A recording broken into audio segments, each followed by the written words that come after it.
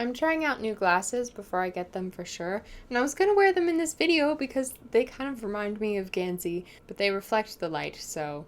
Hi everyone, it's Emma, and today I'm going to be doing my favorite quotes from the Raven Boys. These are not my favorite quotes from the whole series, these are just my favorite quotes from the first book, because I went to do my favorite quotes from the Raven cycle, and it's been too long since I read the books, and I didn't mark all my favorite quotes last time, but I semi-recently reread the first book, and I marked all my favorite quotes. I decided to just make this video quotes from the Raven Boys. Maybe I'll do a separate one with my favorite spoilery Raven cycle quotes or something like that. This is my copy that I took notes in.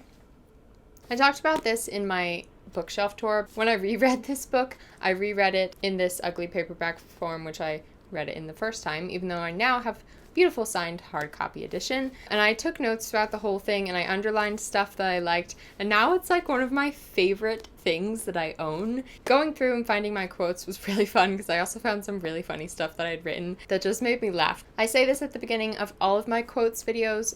Obviously, there are going to be some mild spoilers because I'm reading book quotes, but none of these are big plot points, and none of it will ruin the book for you. If you haven't read The Raven Boys, you're pretty safe to keep watching this video, because I stayed away from anything that was truly spoilery. So without any more rambling, I'm going to get into my favorite quotes from The Raven Boys. 9 pages into the book is my first quote, and it says, "Blue didn't reply. She wasn't interested in telling other people's futures. She was interested in going out and finding her own." Also, don't yell at me for folding back. This is my beat up version. I like it looking like this, okay? Don't yell at me. The next one is on page 21, and it's one of my favorite character introductions ever. Not just because I love Ronan's character, but because the way that Maggie introduces these characters is so perfect. Within one chapter, I had a really clear idea of who they were, and this is kind of an example of that. Ronan hefted a gas can from the trunk, making little effort to keep the greasy container from contacting his clothes. Like Gansey, he wore the Agliambi uniform, but as always, he managed to make it look as disreputable as possible.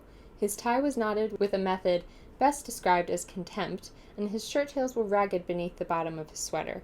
His smile was thin and sharp. If his BMW was shark-like, it had learned how from him. The next quote is on page 38, and it is also about Ronan.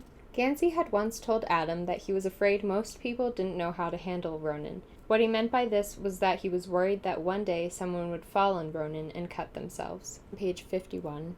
But Gansey was already grabbing the keys to the pig and stepping around his miniature Henrietta. Even though Ronan was snarling and Noah was sighing and Adam was hesitating, he didn't turn to verify that they were coming. He knew they were. In 3 different ways he'd earned them all days or weeks or months before, and when it came to it, they'd all follow him anywhere.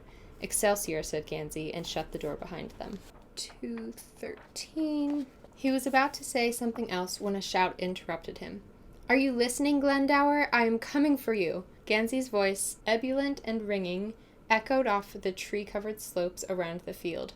Adam and Blue found him standing in the middle of a clear, pale path, his arms stretched out and his head tilted back as he shouted into the air. Adam's mouth made the soundless shape of a laugh. Gansey grinned at them both. He was hard to resist in this form, glowing with rows and rows of white teeth, a college brochure in the making. This one is on page 219, and it's just kind of an example of Maggie's beautiful descriptions that make me feel like magic is real.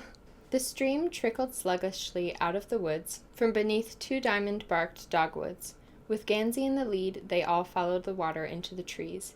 Immediately, the temperature dropped several degrees. Blue hadn't realized how much insect noise there was in the field until it was replaced by occasional birdsong under the trees. This was beautiful old wood, all massive oak and ash trees, finding footing against great slabs of cracked stone. Ferns sprang from rocks and verdant moss grew up on the sides of tree trunks. The air itself was scented with green and growing and water. The light was golden through the leaves. Everything was alive, alive. 2:23. It's another of my favorite quotes from Blue. Gansey looked up to them, and she saw in his face that he loved this place. His bald expression held something new, not the raw delight of finding the ley line or the sly pleasure of teasing Blue.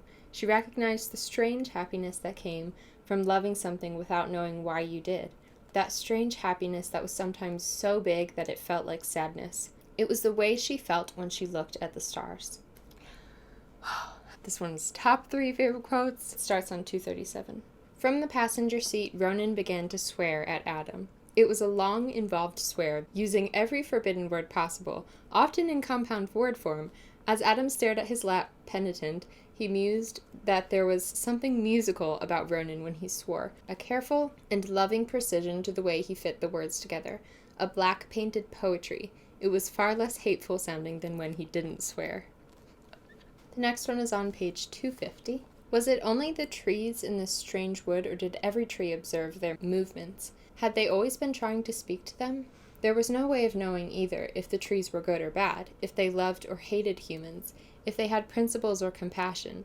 They were like aliens, Galen, what word is that? They were like aliens, Gansey thought. Aliens that we have treated very badly for a very long time. If I were a tree, I would have no reason to love a human. This one starts on page 294. Once Gansey had overheard his father saying, "Why in the world did he even want that car?" and his mother replying, "Oh, I know why." One day he would find an opportunity to bring up that conversation with her because he wanted to know why she thought he had bought it. Analyzing what motivated him to put up with the Camaro made Gansey feel unsettled, but he knew it was something to do with how, sitting in this perfectly restored, I have no idea how to say this car name, it starts with a P, made him feel. A car was a wrapper for its contents, he thought, and if he looked on the inside like any of the cars in this garage looked on the outside, he couldn't live with himself. On the outside, he knew he looked like his father. On the inside, he sort of wished he looked more like his Camaro, which was to say, more like Adam. The next one is on page 304. "You look like a supervillain with your familiar," Adam said. Ronan's smile cut his face, and he looked kinder than Blue had ever seen him. Like the raven in his hand was his heart finally laid bare. On page 360, he muttered something into his bed sheets and waved a hand in the air. Blue crouched by the bed and leaned her arms at the head of it. "What now, with a lot less pillow in your mouth this time?" Gansey didn't turn his head, so his voice remained muffled. "My words are unerring tools of destruction, and I've come unequipped with the ability to disarm them." Gansey is such a drama queen, I just love him. Next one's on page 394. Adam's heart was a bird and a stone. His relief was palpable, but so was his shame. Then on the next page it says, "On his terms or not at all. He wasn't afraid. Being Adam Parrish was a complicated thing, a wonder of muscles and organs, synapses and nerves. He was a miracle of moving parts, a study in survival. The most important thing to Adam Parrish, though, had always been free will, the ability to be his own master. This was the important thing. It had always been the most important thing. This was what it was to be Adam."